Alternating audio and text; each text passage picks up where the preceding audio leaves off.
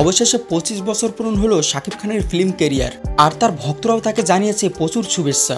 শুধু তাই নয়, সেই তালিকায় আছে তার সাবেক স্ত্রী অপু বিশ্বাসও।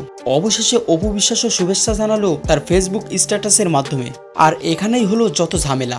এই স্ট্যাটাসের একটি শব্দকে ঘিরে তৈরি হয়েছে নানা প্রশ্ন। ভালোবাসার ইমোজি দিয়ে অপু বিশ্বাস লিখেছেন 72 মুভি, কোটি টাকার কাবিন, ওয়াইফ আরমান খান জয়, এবং শেষে গিয়ে লিখেছেন অনেক শুভেচ্ছা বাবুর বাবা। অপুর এই স্ট্যাটাসের সবকিছু ঠিকঠাক মতো হলেও সবার নজরে পড়েছে ওয়াইফ শব্দের ওপর। 28 মে বেলজিয়াম হয়ে স্পেনের বার্সেলোনায় গেছে অপু বিশ্বাস।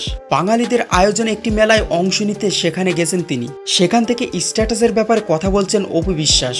অপু বলেন, শাকিব খানের জীবনে প্রথম প্রেমিকা হয়ে আমি এসেছি, তার প্রথম স্ত্রীও আমি তাকে প্রথম সন্তান উপহার দিয়েছি। তাই আমি মনে করি শাকিব খানের 25 বছর অভিনয় জীবনে আমিও জড়িয়ে আছি সেই সাফল্যতাই। এই বিশেষ দিনে শাকিব খানের সরাসরি শুভেচ্ছা জানানো হয়েছে কিনা তা জানতে চাইলেও অপু বলেন, সেটা তো বলা যাবে না। আর আমি তো ফেসবুকে শুভেচ্ছা জানিয়েছি। শাকিব খান আমার সন্তানের বাবা, সেই দিকে তার এই সাফল্যতার বিশেষ দিনটির জন্য আমি নিজেও খুশি।